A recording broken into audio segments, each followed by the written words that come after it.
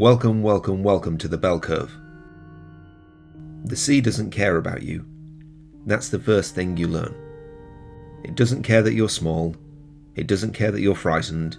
It doesn't care that you are, in every meaningful sense, a child playing dress-up in a nightmare too large for human proportions. It simply waits. And there you are, floating in it, a boy in a boat, a rope still hanging around your neck, like punctuation at the end of a sentence someone else started. The fog closes in like a conspiracy.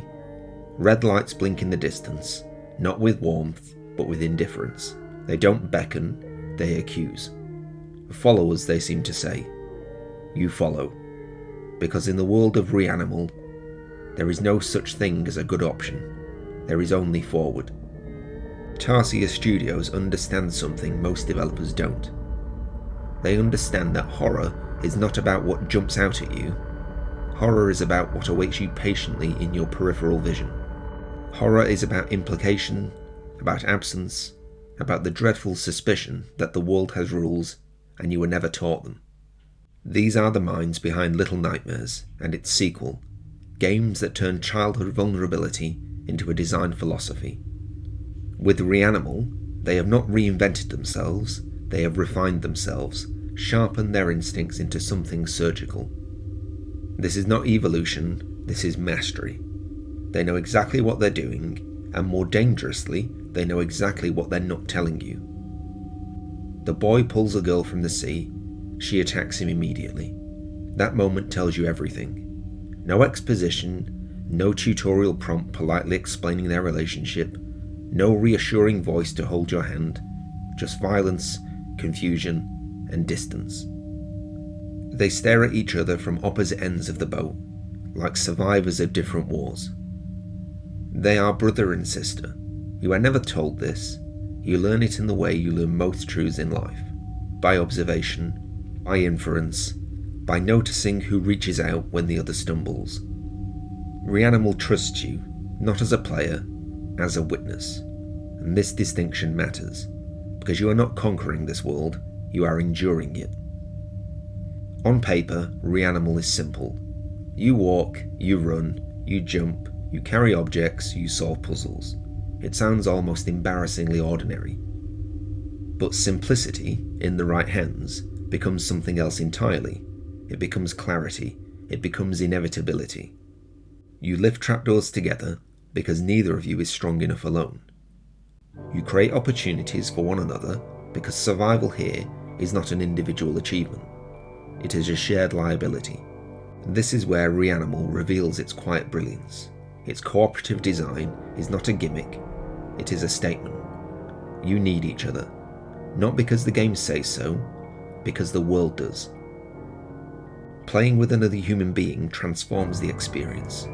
A real partner hesitates, makes mistakes, saves you accidentally, fails you unintentionally. In those moments, the fiction dissolves and something uncomfortable replaces it. Responsibility. You begin to care in ways that surprise you, not because of the characters, because of the person sitting next to you. Scale is the true antagonist of REANIMAL. Everything is too large, too heavy, too permanent. Buildings loom like monuments to forgotten mistakes. Machinery exists for purposes no longer relevant to the living.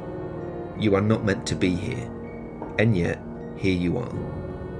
The camera frames each scene with unsettling precision. There is no clutter, no interface, no artificial reassurance that this is, at heart, a safe and manageable system. There is only the world, and it is magnificent. Not beautiful in the conventional sense, beautiful in the way ruins are beautiful, in the way storms are beautiful, in the way something indifferent to your existence becomes fascinating precisely because it refuses to acknowledge you. This is environmental storytelling in its purest form. The world speaks, you listen. Whether you understand it is another matter entirely. At first you notice things that seem merely wrong. A shape that used to be human, skin that fits incorrectly, objects that imply uses you'd rather not contemplate. Then they move. REANIMAL does not introduce its horrors dramatically. It reveals them gradually, like memories resurfacing after years of deliberate suppression. Creatures pursue you, not with theatrical menace, but with purpose. They do not perform, they hunt. And when they catch you, there is no heroism, no last stand, just failure, just consequence. This is horror stripped of spectacle. You run because you must. You survive because you were lucky, not because you were strong. Modern games often suffer from insecurity. They explain too much, show too much. They fear being misunderstood. REANIMAL embraces misunderstanding. It presents fragments, images, moments. It trusts your mind to assemble them into meaning. There is no definitive explanation waiting at the end, like a prize for your patience. There is only perspective, interpretation, possibility. This ambiguity is not a flaw, it is the point. The human brain evolved to find patterns, to create stories from incomplete information. REANIMAL exploits this instinct with unsettling effectiveness. It makes you complicit in your own discomfort. You fill in the gaps. And what you imagine is often worse than anything the developers could show you. There is something profoundly rare happening here. In an era obsessed with scale, with endless content, with systems designed to occupy your attention indefinitely, REANIMAL chooses brevity. Its journey lasts roughly 6 hours. Long enough to matter, short enough to remain intact. It does not overstay its welcome. It does not dilute its impact. It arrives, it says what it needs to say, it leaves. This restraint gives the experience weight. Every moment feels intentional. Nothing feels disposable.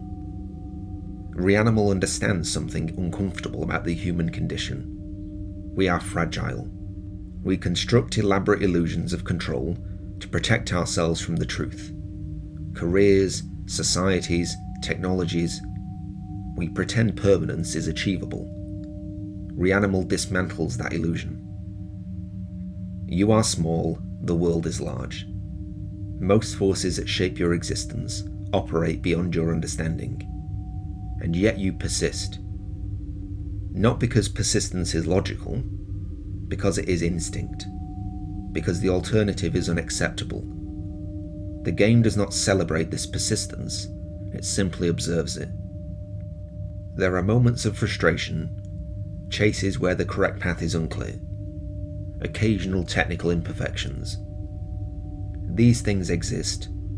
They do not matter. Because REANIMAL is not about mechanical perfection.